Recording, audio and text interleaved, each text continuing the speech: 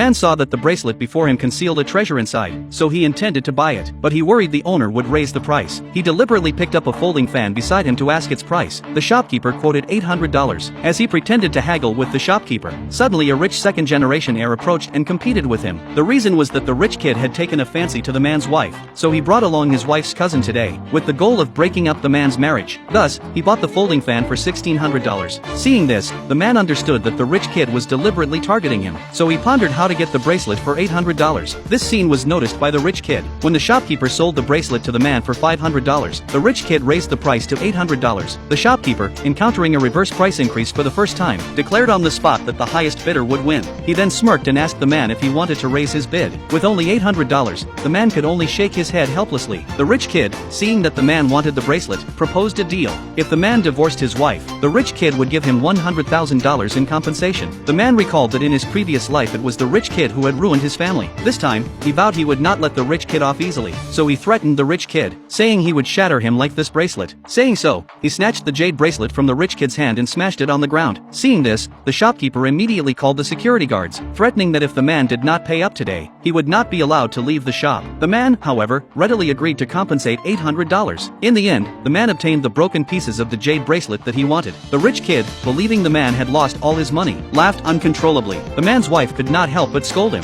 since his monthly salary was only $600, and now $800 had been wasted for nothing. The man, however, claimed that the pieces in his hand were worth millions. This immediately caused everyone to burst into laughter. They laughed at the notion that an $800 object, broken into pieces, could be worth millions of dollars. Hearing this, the cousin accused the man of talking nonsense. The shopkeeper also did not believe a pile of fragments could be worth $1 million. The rich kid mocked the man as crazy, stating that even if the bracelet were an antique, once shattered, it would be worthless. He declared that if the pieces truly were worth $1 million, he would give the man $100,000. The man said he did not need the rich kid's $100,000, and challenged him to bet. If the pieces were really worth $1 million, then the rich kid would have to kneel and apologize. The rich kid thought that the original value of the bracelet was only $500, and that broken into pieces it was worth even less, so he agreed to the man's wager, but demanded that the $1 million value be recognized by everyone. The man agreed as well. To show everyone the bracelet's value, the man immediately fetched a rock. Then he used the rock to break open the fragments of the bracelet. Unexpectedly,